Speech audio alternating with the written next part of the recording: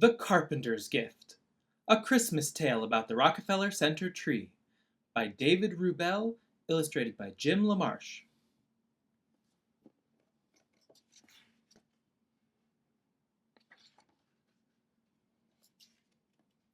To those who give without looking back, and those who receive without forgetting. Dr. We would like to thank the staff of Rockefeller Center and the Rockefeller Center Archives for their generous help with the creation of this book, and also Tishman Speyer, the owner of the Rockefeller Center, whose annual donation of the most famous Christmas tree in the world helps Habitat for Humanity move that much closer to its vision of a world in which everyone has a decent place to live. Nearly a lifetime had passed, but Henry could still remember what it felt like to wake up in the old shack, especially during winter time. In those days, the Great Depression gripped the country, and, like many people, Henry's parents were out of work. They couldn't afford coal for the stove or warm blankets for the beds, so young Henry usually woke up with a shiver. But he didn't complain, because it was nobody's fault. Instead, he visited warm places in his mind. One day in 1931, actually the day before Christmas, Henry was reading a book when he heard the loud toot-toot of a car horn. He opened the front door and saw his father behind the wheel of a borrowed truck. "Go for a ride, Sparky?" his father shouted over the rumbling engine. "You bet!" Henry shouted back and raced inside to get his coat. Riding in any sort of car was a special treat for Henry, not to be missed. Soon he was sitting beside his father, nose pressed to the window glass. They drove into a nearby grove of evergreens. Henry breathed in the strong, familiar smell. "Here's the plan," Henry's father said. "See those spruce trees, Sparky? We're going to cut them down and take them to the city." "Why?" Henry asked. "To sell them as Christmas trees," his father said. Even though New York City was just an hour's drive away, Henry had never been there before. He shivered with excitement at the thought of seeing all those tall buildings scraping the sky. When Henry and his father reached Midtown Manhattan, they began looking for a place to park and unload. Driving down Fifth Avenue, they found a good spot next to a construction site. "Mind if I set up here?" Henry's father asked a worker. The man looked them over. It didn't take him long to figure out that Henry's father was down on his luck.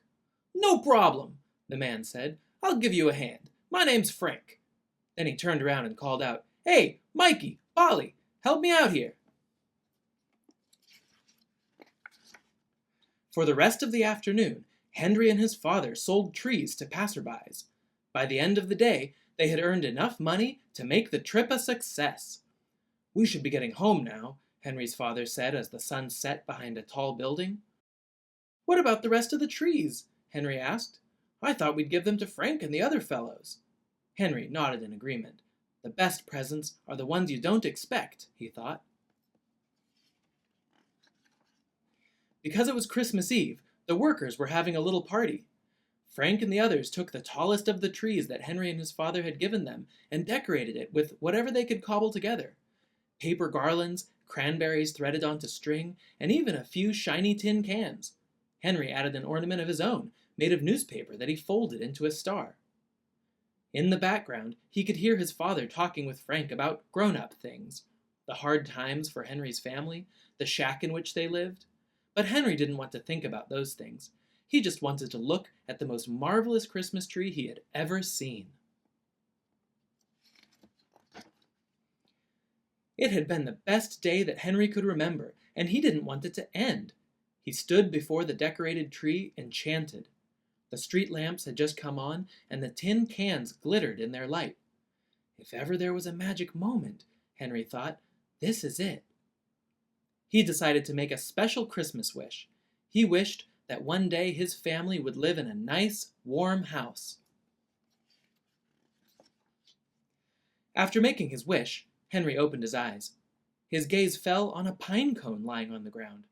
He picked it up and was turning it over in his hands when he felt his father's grip on his shoulder.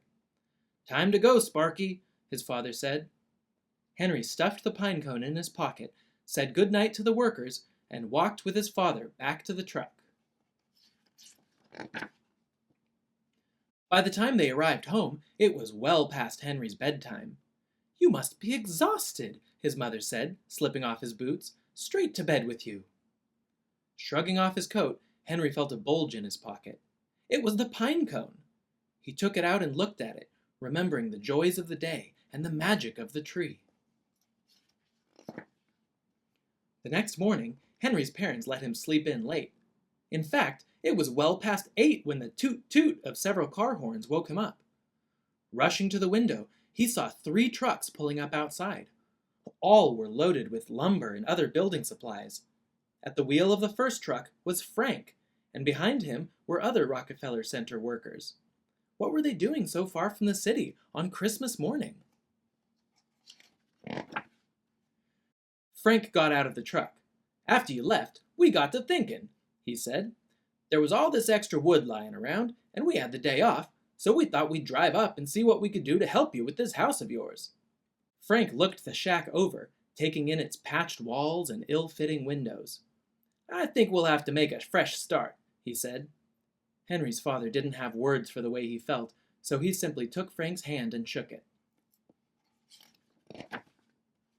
The sound of sawing and hammering traveled far enough that Christmas morning for Henry's neighbors to wonder what was going on. A few walked over, saw the new house going up, and spread the word. By mid-afternoon, a dozen more people were pitching in.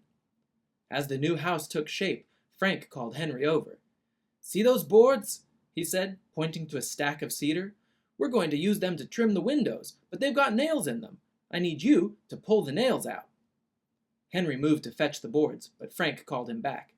Digging into his toolbox, he handed Henry an old claw hammer. "You'll be needing this," Frank said. By nightfall, the frame of the new house was nearly done. By week's end, it had a roof. Soon enough, it was ready for Henry and his family to move in. In the spring, Henry's parents celebrated with a potluck dinner. They invited everyone who had helped build the house. Henry was glad to see Frank again. He was ready to return the claw hammer, but Frank wouldn't take it. "You keep it, son," he said. "It may come in handy someday." After dinner, Henry sat happily in his very own room. He thought about his Christmas wish and couldn't believe it had actually come true. He knew he should do something special to express how thankful he was, and he thought long and hard about what that might be. Finally, he decided to plant the pine cone. Maybe he could be Jack from the Beanstalk story, and the pine cone could be his magic bean. Henry planted the pine cone beside the new house. In time, a seedling emerged. Henry watered and weeded it. As time passed, both he and the tree grew tall and strong. Henry especially liked to hammer away in its shade, and he became quite a good carpenter, building many projects with his skilled hands. As Henry grew up, however, he became busy with other things. He got married, moved away, and had a family. Most summers, though, he returned to visit his parents. On lazy days, he sat beneath the tree with his son, teaching him how to build things with the old claw hammer. As he got even older, Henry sometimes wondered where the time went. One day he was a young boy, waking up with a shiver. The next, he was an old man, living alone. Not needing a big place anymore, he decided to move back into the house where he had grown up. To keep himself busy, Henry began working on the house, which was showing its age. He especially liked using the old claw hammer. Its polished handle, smooth and dark from wear, felt comfortable in his hand. One day, as Henry worked on the front porch, a man drove up to see him. The man told Henry that he worked for Rockefeller Center and that it was his job to pick out the new Christmas tree each year. "I just love your spruce," the man said. "When I saw it from my helicopter yesterday, I knew it had to be this year's tree." Henry wasn't sure what to do. He knew that being asked was an honor, but he and the tree had been together a long time and was reluctant to let it go. "I know I'm asking a lot," the man said, "but if you agree, I can promise that your tree will bring joy to millions of people." Henry thought some more. "And when the holiday season is over," the man continued, "we will mill the tree and use the lumber to help a family in need build a new home." A family in need? Suddenly, Henry felt a shiver, and the calendar in his mind flipped back to 1931, driving to New York City with his father, meeting Frank and the other workers, building the house, planting the tree. He knew what he had to do. "I've been given so much," Henry said. "I want to give something back. The tree is yours." Just before Thanksgiving, Henry received an invitation to the tree lighting. On the special day, a car picked him up and drove him all the way to Rockefeller Center, where he met the family whose new home would be built with the tree's lumber. They hugged him and thanked him many times for his generosity. Afterward, Henry stood off to the side and watched the family's young daughter. "It's so beautiful," the girl said softly as she stared up at the enormous tree. Then something caught the child's eye. A pine cone had fallen to the ground. Picking it up, she turned it over and over in her hands before stuffing it into her pocket. If ever there was a magic moment, Henry thought, this is it. Henry walked over to the girl, and they stood together, gazing at the glittering tree. Then Henry reached into his coat pocket and pulled out the old claw hammer. "Here you go, Sparky," Henry said. "You'll be needing this."